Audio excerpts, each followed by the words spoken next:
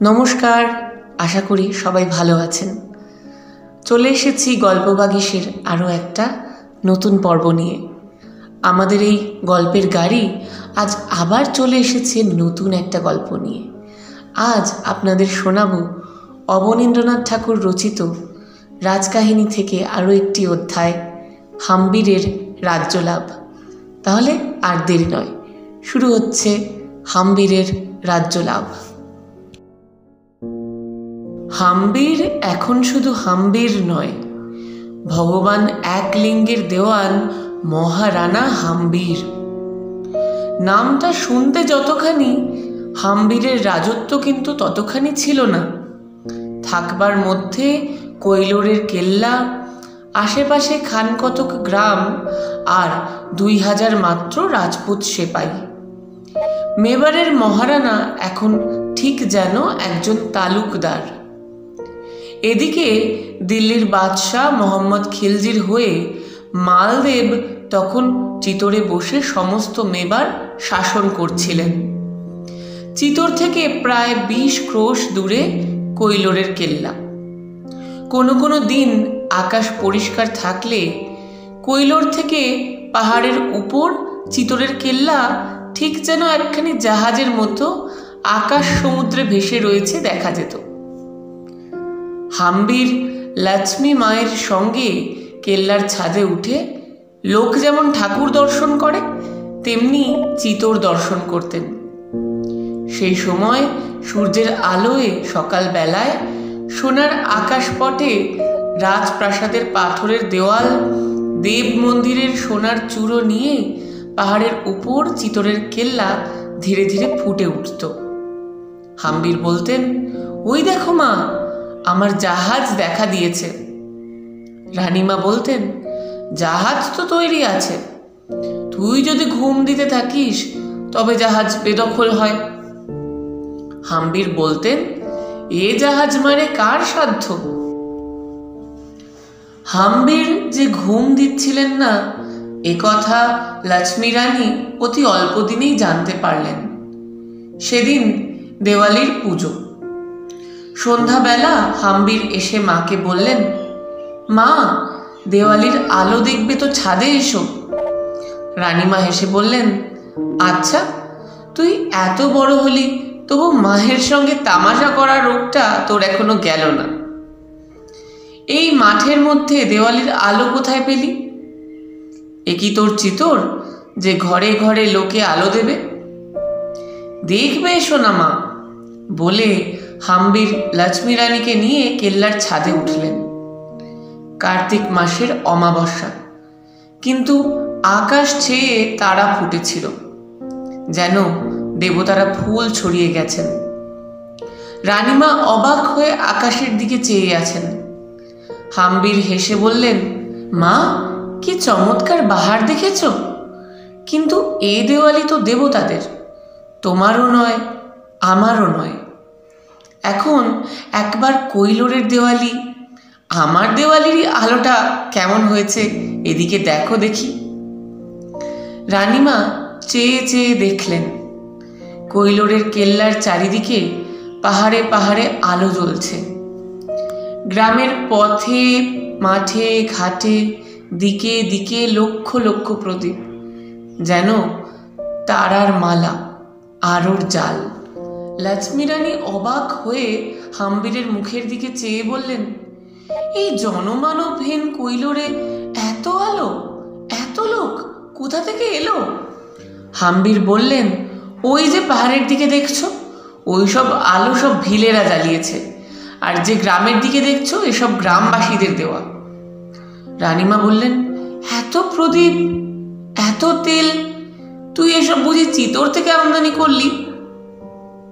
হাম্বির বললেন, শুধু চিতোর থেকে নয়, সমস্ত মেবার থেকে প্রদীপ আর তেল, প্রদীপ গড়বার কুমোর, তেল জোগাবার তেলিও আমদানি করেছি। ওই দেখো কুমোর পাড়ায় মশাল জ্বলছে, যাত্রা শুরু হলো। ওই শোনো, তামুলি পাড়ায় ঢোল বাজছে, এখনই সোমবার হবে। ওই যে মহাজনপট্টিতে নহবত বাজলো, তোপখানায় বোমা ফাটলো। দেখছো মা, হাম্বির তালাও ঘিরে ব্রাহ্মণের মেয়েরা কেমন প্রদীপ দিয়েছেন। লক্ষ্মী রানী বলে উঠলেন, কি আশ্চর্য, এই যে নগর বসিয়ে ফেলেছিস দেখি। আমি বলি বুঝি তুই বসে বসে কেবল ঘুম দিস, ভিতরে ভিতরে তোর এত বুদ্ধি।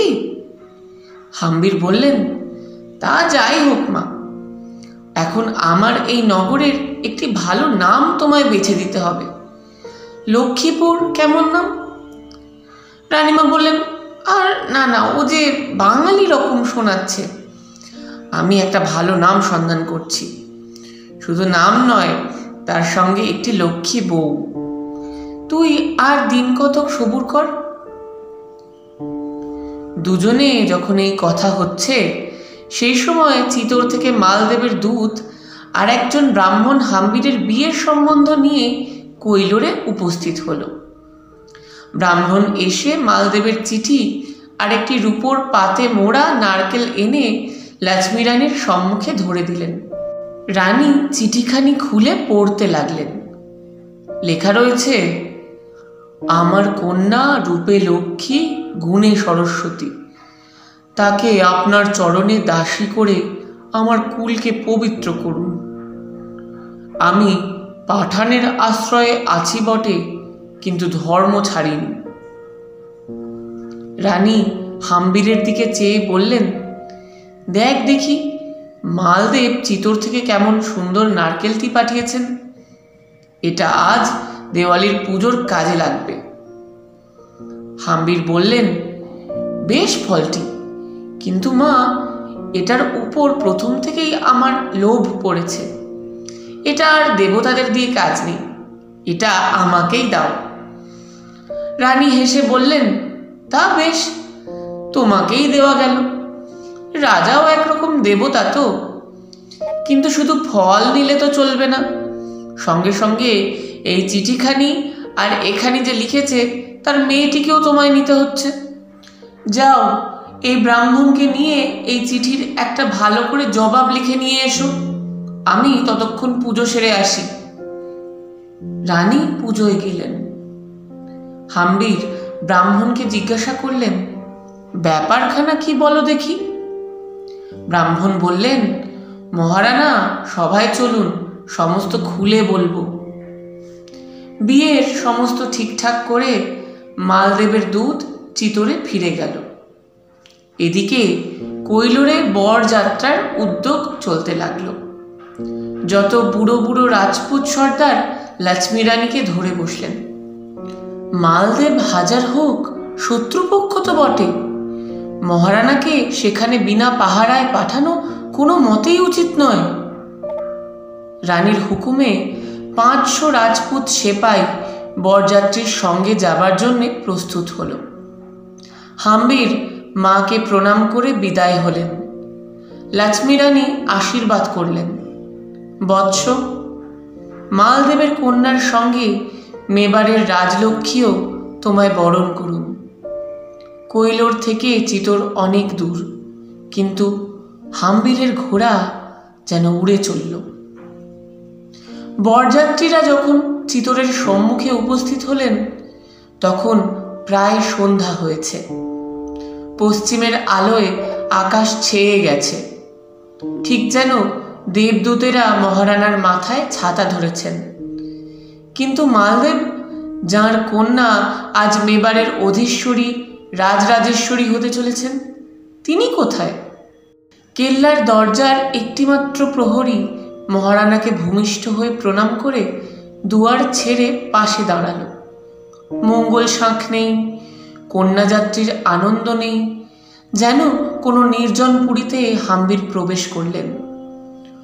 বুড়ো মন্ত্রী এসে হাম্বিরের কানের কাছে বললেন, মহারানা, যেন কেমন কেমন ঠেকছে, মালদেবের লক্ষণ ভালো নয়। আমার মতে কেল্লার মধ্যে প্রবেশ করা উচিত হয় না। হাম্বির বললেন, নিজের কেল্লায় নিজে প্রবেশ করব, তার আবার ভয়টা কি? চলো এসো। সেই সময় ফটকের এক কোণ থেকে মালদেব এসে বললেন, মহারানা, আমারও সেই আশা ছিল। আপনি নিজের ঘরে আসছেন, তার জন্য আবার অভ্যর্থনাই বা কি, বাজনাবাদ দিই বা কেন? মন্ত্রী বললেন, মালদেব, তুমি কি জানো না রাজপুতদের নিয়ম আছে, বিবাহের রাত্রে ফুলের কেল্লা দখল করে তবে কন্যাকর্তার বাড়িতে বর প্রবেশ করেন।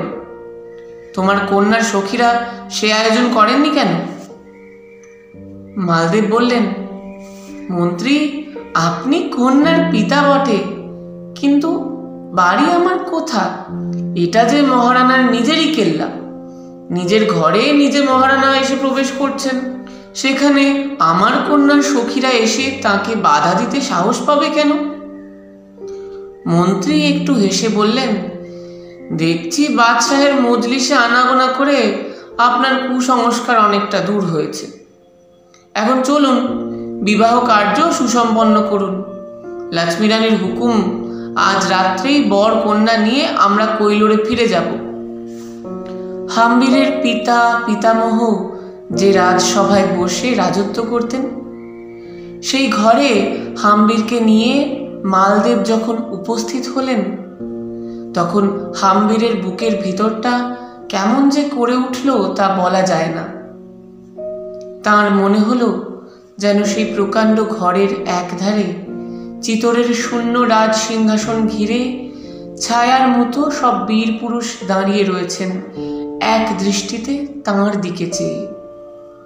তাঁদের গায়ে সোনার সাঁজোয়া, হাতে খোলা তলোয়ার, মুখে কারো কথা নেই।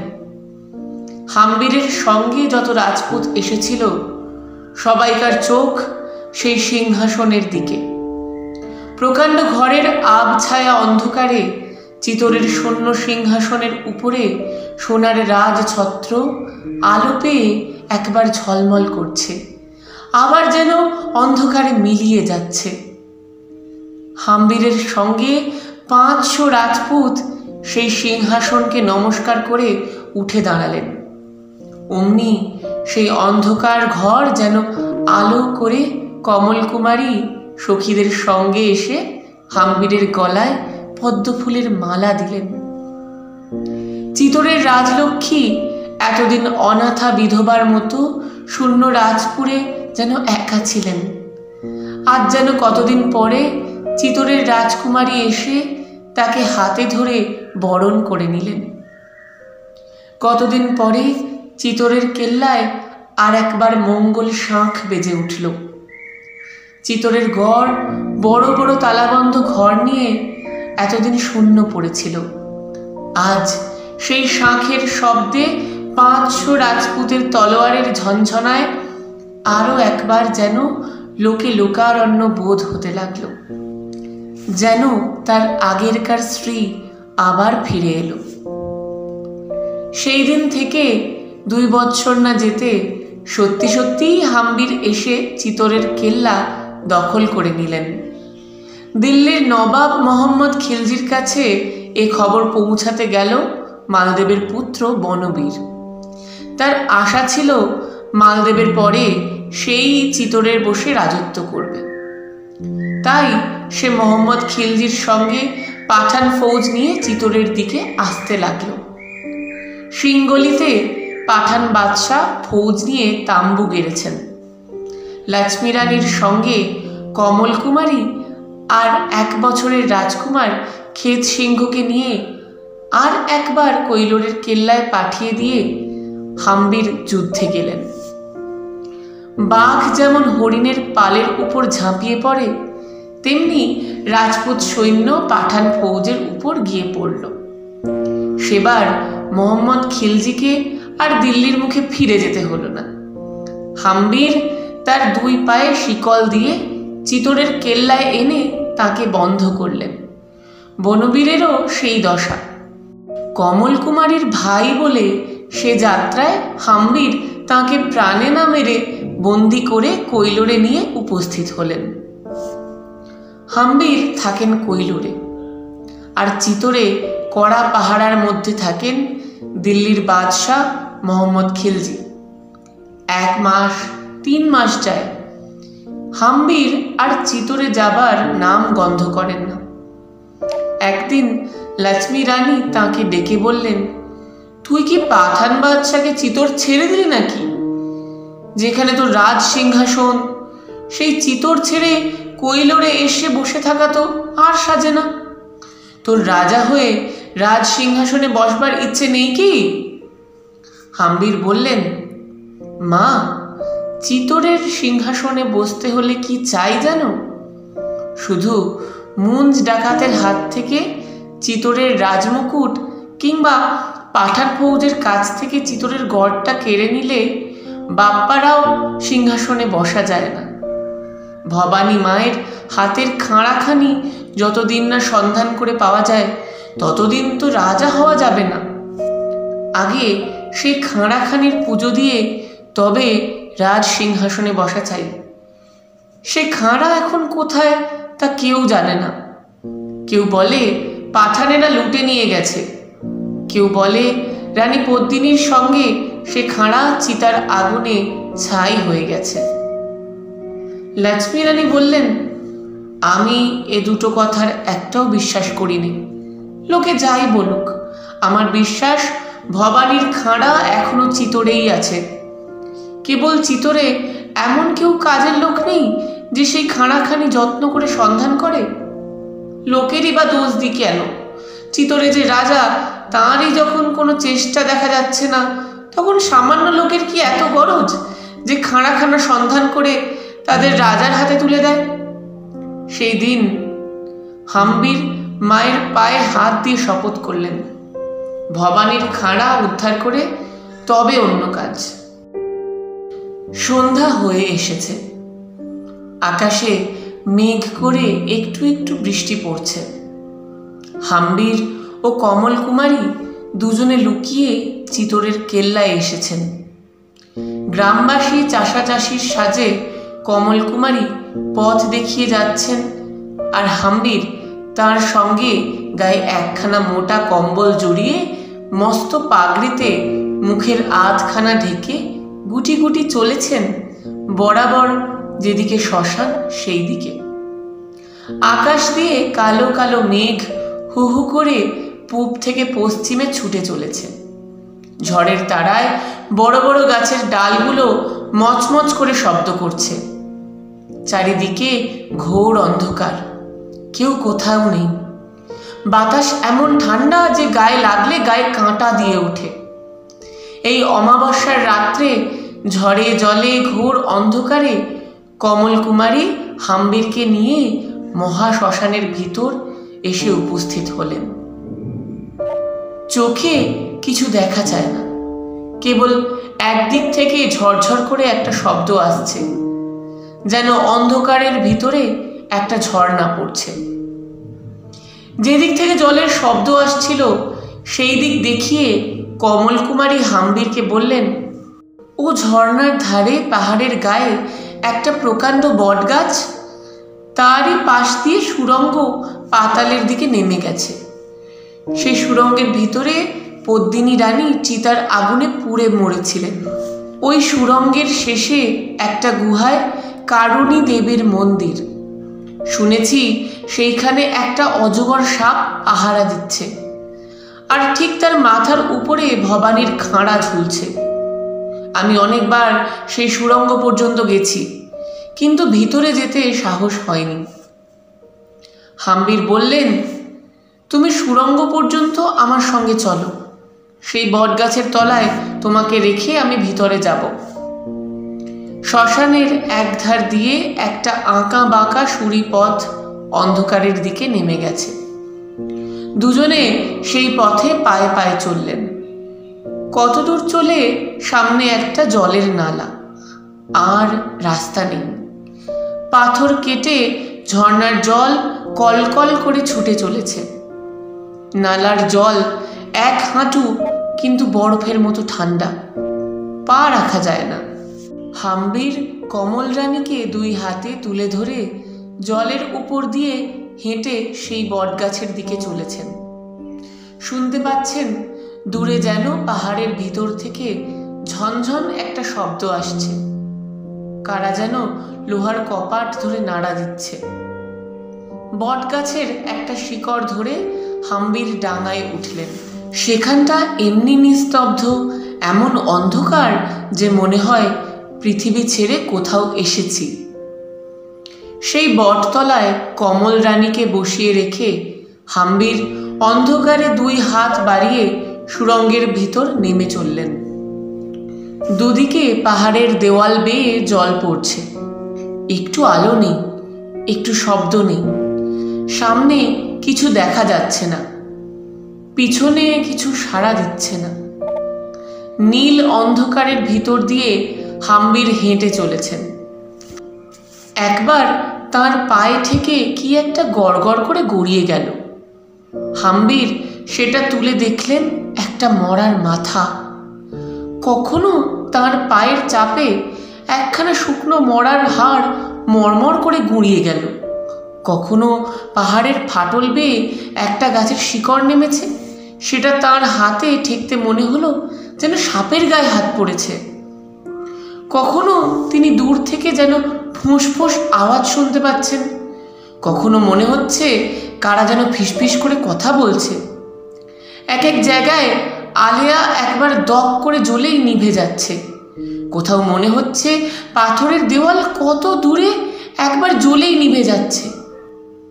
দেওয়াল কত দূরে যেন সরে গেছে। আবার এক এক জায়গায় দেওয়াল যেন চেপে পড়তে চাইছে। এক জায়গায় শুনলেন মাথার উপর থেকে কাদের যেন কান্নার শব্দ আসছে। পা যেন তাঁর ছাই গাদায় বসে যেতে লাগলো। মাথার উপর হাম্বির চেয়ে দেখলেন অনেক দূরে নীল আকাশ দেখা যাচ্ছে। চারিদিকে তাঁর গোল পাথরের দেওয়াল, কোনো দিকে আর যাবার পথ নেই। সেই অন্ধকূপের ভিতর হাম্বির চারিদিকে হাতড়ে বেড়াতে লাগলেন। নিচে পথ নেই, উপরে পথ নেই, আশেপাশে পাথরের দেওয়াল, তারই মাঝে স্তূপাকার ছাই, চলতে গেলে পা বসে যায়। কতক্ষণ হাম্বির সেখানে দাঁড়িয়ে রয়েছেন। এমন সময় পাথরের দেওয়ালের উপর থেকে শুনলেন শাঁখ ঘণ্টার শব্দ আসছে। দেখতে দেখতে হাম্বিরের চোখের সামনে খানিকটা পাথরের দেওয়াল 2 ফাঁক হয়ে সরে গেল। সেই ফাঁক দিয়ে হাম্বির দেখলেন গেরুয়া কাপড়, রুদ্রাক্ষের মালা পরা 5 জন ভৈরবী আগুনের উপরে একখানা প্রকাণ্ড লোহার কড়া ঘিরে বসে রয়েছেন। অনেক দূরে কারুণী দেবীর সোনার মূর্তি আগুনের আলোয় ঝকঝক করছে। হাম্বির নির্ভয়ে কারুণীর মন্দিরে, যেখানে ভৈরবীরা বসে রয়েছেন, সেখানে উপস্থিত হলেন। হাম্বিরকে দেখে ভৈরবীরা বিকট চিৎকার করে বলে উঠলেন, কে রে তুই, কি চাস? হাম্বির নির্ভয় বললেন, আমি এসেছি যা আমার তাই। ভৈরবীরা হাম্বিরের কথার উত্তর না দিয়ে আগুনের উপর সেই লোহার কড়াখানার দিকে দেখিয়ে দিলেন। হাম্বির ছুটে গিয়ে যেমন সেই কড়াখানার ভিতর হাত দিয়েছেন, অমনি কোথায় সে আগুন, কোথায় সে কড়া, কোথায় বা সে ভৈরবীর দল। হাম্বির দেখলেন ভবানীর খাঁড়া হাতে তিনি কমল রানীর কাছে এসে দাঁড়িয়েছেন, আর অজগর সাপের মতো খানিকটা ধোঁয়া সেই সুড়ঙ্গের মুখ থেকে বেরিয়ে চলেছে আস্তে আস্তে। হাম্বির ভবানীর খাঁড়া হাতে যেদিন চিতোরের রাজ সিংহাসনে উঠে বসলেন, সেদিন সমস্ত রাজস্থানে জয় জয়কার পড়ল। দিল্লির বাদশাহ মোহাম্মদ খিলজি সেদিন 50 লাখ মোহর হাম্বিরকে নজর দিয়ে প্রতিজ্ঞা করলেন, এ জীবনে আর চিতোর মুখ হবেন না। তবে তিনি ছাড়া পেলেন। কমল কুমারী হাম্বিরকে ভবানীর খাঁড়াখানির সন্ধান দিয়েছিলেন বলে হাম্বির তাঁর কথায় বনবীরকে ছেড়ে দিলেন, আর কৈলোরের কেল্লার নাম রাখলেন কমল মীর। লক্ষ্মী রানী হাম্বিরকে সিংহাসনে বসিয়ে উজলা গ্রামে তার বাপের বাড়ি চলে গেলেন। তার সেই ছেলেবেলার ঘরে, নদীর পাড়ে, ক্ষেতের ধারে।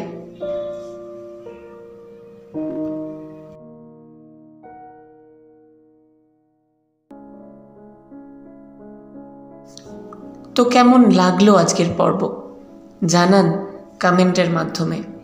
আর যদি ভালো লেগে থাকে তাহলে ছোট্ট একটা লাইক করে এবং চ্যানেলটি সাবস্ক্রাইব করে আমাদের পাশে থাকবেন। দেখা হচ্ছে পরের পর্বে আরও একটা এরকম গল্প নিয়ে। ততক্ষণ সবাই ভালো থাকবেন, সুস্থ থাকবেন, আনন্দে থাকবেন।